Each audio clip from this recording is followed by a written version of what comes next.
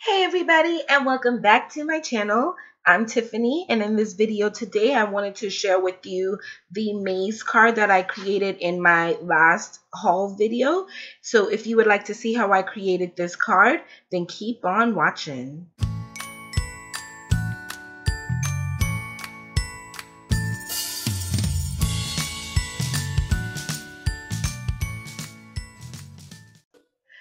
The first step in creating today's card is going to be preparing our card front.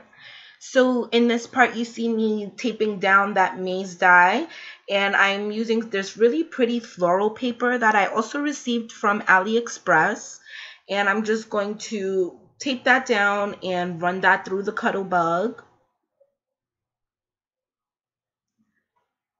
The next pieces that I'm going to be die cutting as well are going to be the little piece on the front of our card that you guide through the maze.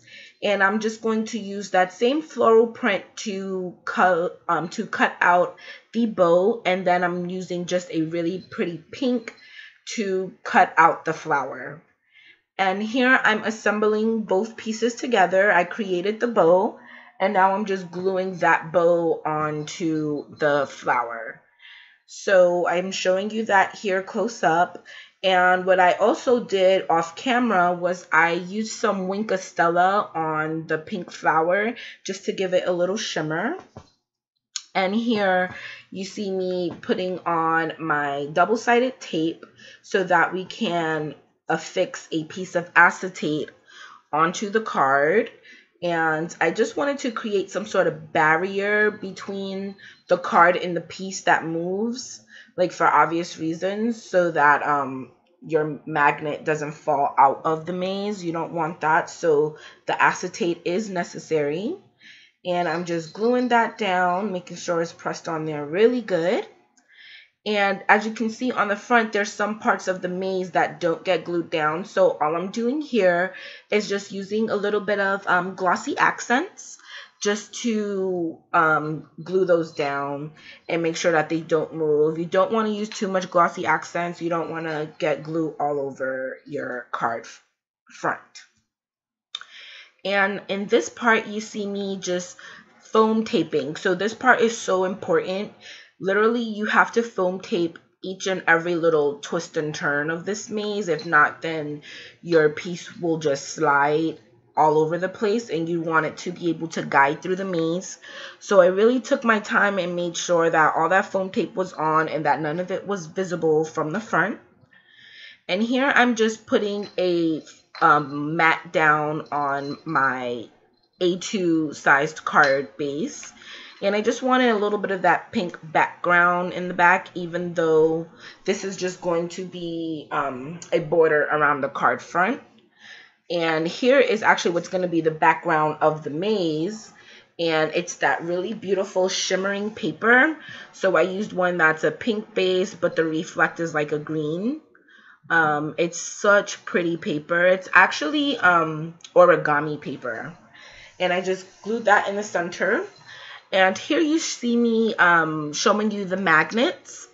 So these are, I used two different size magnets. So I used a really tiny one, and then I used, I think one is like a 4mm is the bigger one, and the small one I think is like the 1mm magnet. And I'm taking some of that iridescent paper and I'm gluing down my small magnet first. And what I'm going to do is cut out a little piece of that paper and put glue all around the magnet. And then I'm going to fold that paper over. So it gives me kind of like a little magnet sandwich. And literally, like, I held this for a little while. Like, I really wanted to make sure that my glue was dry. And here you see me showing you that magnet in the sandwich of paper. And then next, I'm going to cut that paper off, all that excess paper. And that's what I was showing you there. And here what I'm doing is I am gluing down my bigger magnet, which is going to go onto the piece that moves around.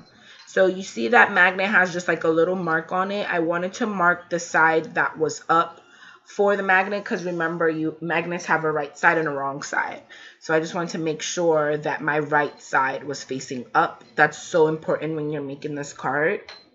So you want to mark both pieces, which are like the sides that attract to each other, mark those pieces. And here I'm just using a little piece of paper of cardstock, which is the same color as my little flower, and I'm sandwiching the magnet in that as well.